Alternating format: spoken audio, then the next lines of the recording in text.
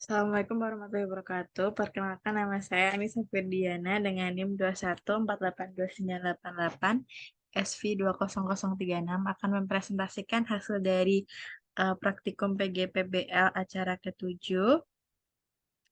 Di sini dilakukan instalasi Cokolate yang merupakan sebuah alat manajemen paket dan otomatisasi untuk sistem operasi Windows.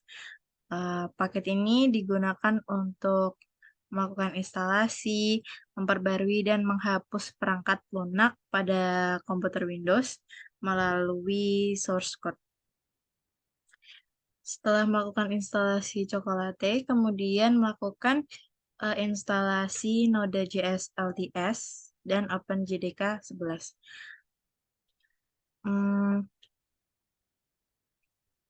Node.js LTS sendiri merupakan sebuah versi dari Node.js untuk mendapatkan dukungan jangka panjang atau long term support. Versi ini memberikan kestabilan dan keandalan dalam produksi sebuah aplikasi.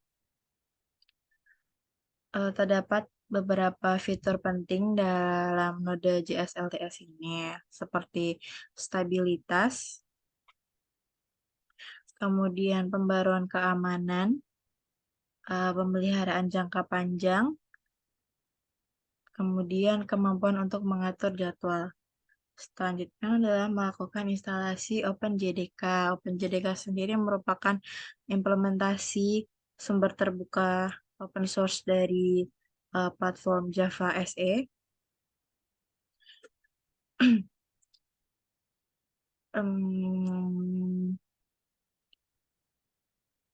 Terdapat beberapa hal penting dalam OpenJDK, yaitu adalah platform perintah sistem operasi, dapat digunakan untuk sistem operasi Windows, Mac OS, kemudian Linux, kemudian OpenJDK ini yang digunakan adalah menggunakan versi 11. Karena dapat menerima dukungan jangka panjang, termasuk pembaruan dan pemeliharaan selama beberapa tahun ke depan.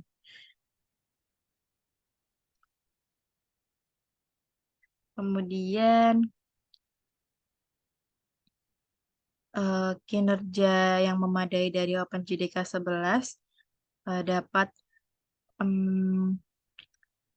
dapat mempengaruhi banyak aplikasi yang digunakan. Kemudian langkah selanjutnya adalah konfigurasi Android Studio pada Android SDK platform. SDK sendiri merupakan alat pengembangan yang memungkinkan pengembang untuk membuat aplikasi Android. SDK platform ini mencakup file konfigurasi, emulator, dan tools-tools lain yang digunakan dalam membuat aplikasi Android. Nah, di sini saya menggunakan SDK platform versi 34 karena pada OpenJDK ini mendukung SDK platform untuk versi 33 ke atas. Kemudian dilakukan instalasi Android SDK platform dan source for Android. Dilakukan instalasi SDK tools untuk versi 34 juga. Kemudian melakukan instalasi Android SDK Command Line Tools, Android Emulator, dan Android Emulator Hypervisor Driver for AMD. Kemudian setelah proses tersebut dilakukan konfigurasi terhadap environment variable. Nah, dilakukan konfigurasi terhadap Android Home, kemudian Java Home, dan melakukan penambahan pada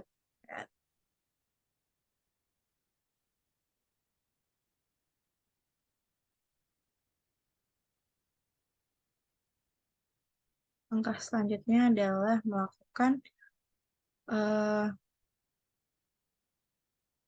melakukan instalasi React Native.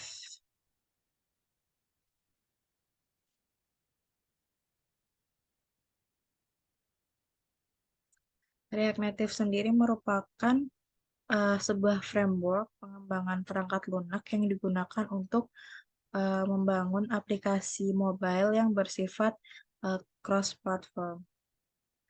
Artinya dapat digunakan untuk berbagai platform seperti iOS, Android.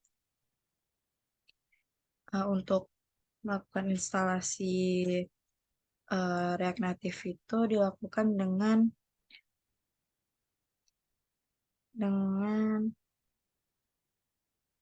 ini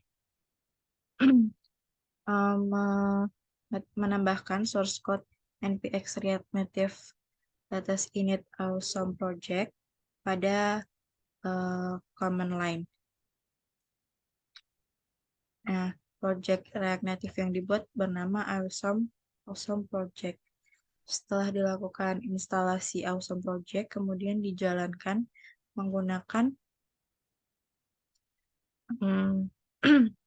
Visual Studio Code dengan mengetikkan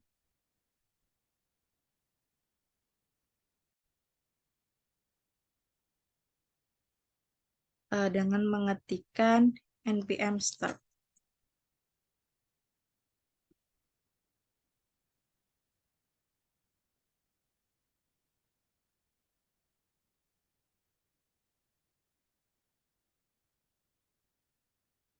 Ini akan muncul emulator seperti di sini.